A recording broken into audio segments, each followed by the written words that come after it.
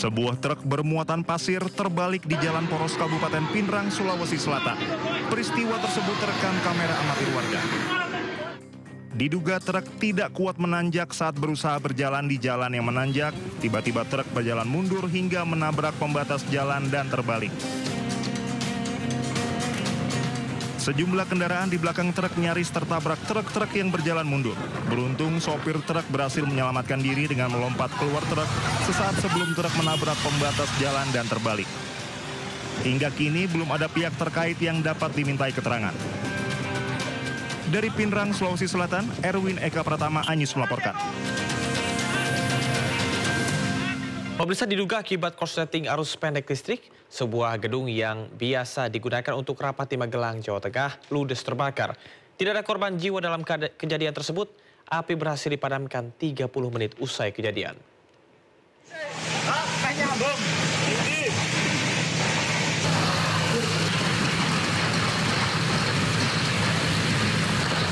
Api menghanguskan gedung pertemuan Manohara di area sekitar Komplek Taman Wisata Candi Borobudur, Magelang, Jawa Tengah, Sabtu dini hari.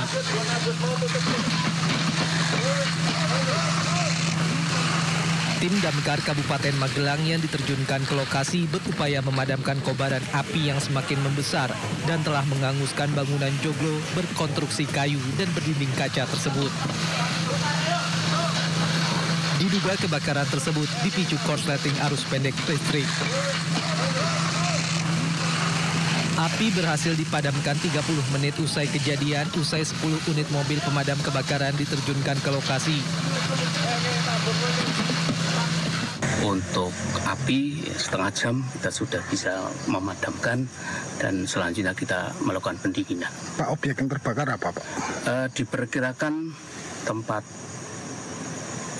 Zoom meeting, untuk meeting kelihatannya ruang meeting.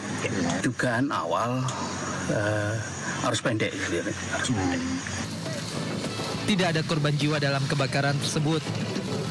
Jumlah kerugian belum dapat diperkirakan, sementara kasus kebakaran masih dalam proses penyelidikan pihak kepolisian.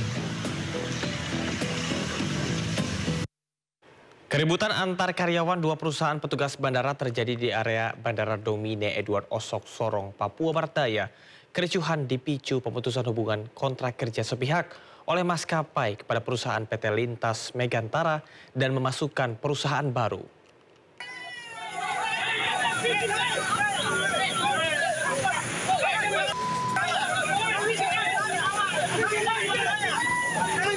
Suasana area Bandar Udara Domine Edward Osok Sabtu pagi mendadak memanas.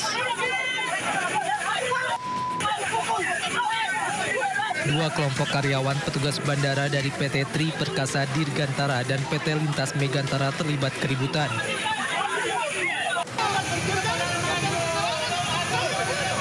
Keributan dipicu saat sejumlah karyawan PT Lintas Megantara sedang melayani pesawat komersil. Tiba-tiba aktivitas mereka dihentikan oleh karyawan PT Tri Perkasa Dirgantara yang diduga baru saja ditunjuk sebagai pengganti.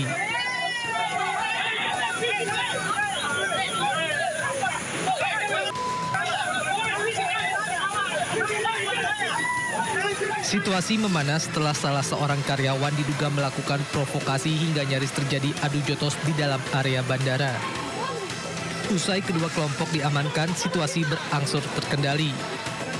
Keributan dipicu terminasi pihak maskapai terhadap PT Lintas Megantara dan memberikan kontrak baru kepada PT Tri Perkasa Dirgantara. Padahal sehari sebelumnya sudah ada upaya mediasi antara kedua pihak dan otoritas bandara. Jadi terdapat persoalan penafsiran kontrak. Jadi beda tafsir antara kami dengan PT Lion Air. Nah, PT Lion Air mengirimkan kami surat terminasi yang pada intinya tidak lagi memperpanjang kontrak.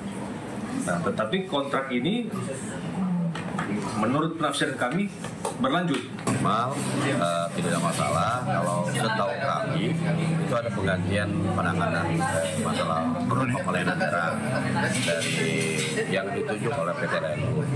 Tetapi kalau mau jelasnya nanti koordinasi dengan PT Lion ya, terkait dengan penunjukan dan lain-lain. Saya hanya berbicara terkait operasional bandara. Memang tadi agak terhambat sedikit karena ada sesuatu terkait dengan penunjukan dari Lion.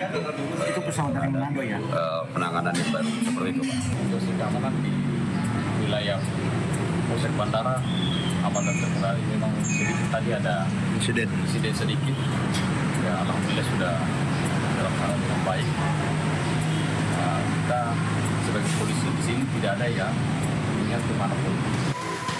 Usai situasi Bandara Deo Kota Sorong kembali normal, pihak kepolisian dan otoritas bandara berencana memediasi ulang antara pihak maskapai dan kedua perusahaan untuk mencari titik temu. Satres Narkoba Polres Metro Tangerang Selatan, Banten, membongkar kasus peredaran narkoba jenis tembakau sintetis yang diproduksi secara home industry. 9 orang ditangkap dalam operasi yang dilakukan sejak Agustus hingga September 2025.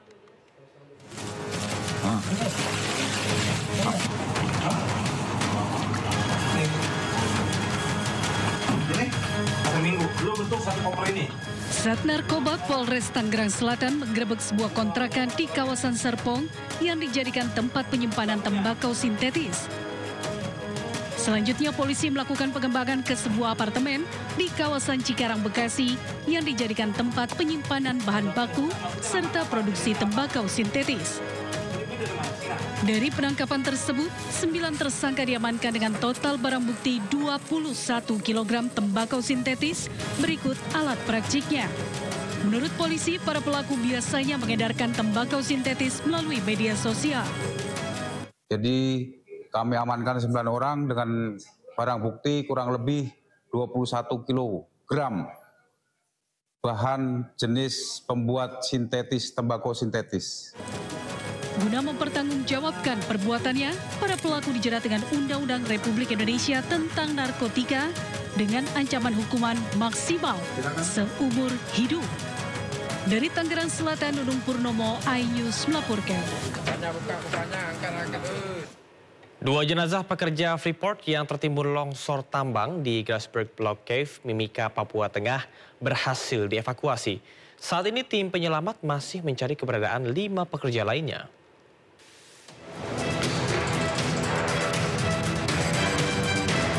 Tim penyelamat berhasil menemukan 2 jenazah pekerja Freeport yang tertimbun material basah di lokasi tambang bawah tanah Grasberg Block Cave, Mimika, Papua Tengah, Sabtu pagi.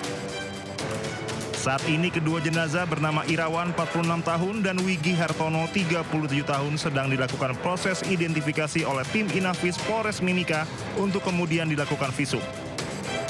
Korban atas nama Irawan berasal dari Cilacap, Jawa Tengah, sedangkan Wigi Hartono berasal dari Tulung Agung, Jawa Timur. Saat ini tim penyelamat masih mencari keberadaan 5 pekerja lainnya yang terperangkap di lokasi tambang bawah tanah Grasberg Block Cave. VP Corporate Communication PT Freeport Indonesia, Katri Krisnati mengatakan meski terus-menerus menghadapi tantangan besar dan risiko keselamatan tinggi, tim penyelamat bekerja tanpa henti membuka akses menuju lokasi keberadaan para pekerja dengan alat berat jarak jauh, bor, dan drone. Tantangan terbesar yakni volume material basah yang masih aktif dalam jumlah yang besar, jauh lebih besar dari yang pernah terjadi. Hal ini membuat proses penyelamatan menjadi kompleks, penuh risiko, dan memerlukan waktu tambahan untuk menyingkirkan material dalam jumlah besar.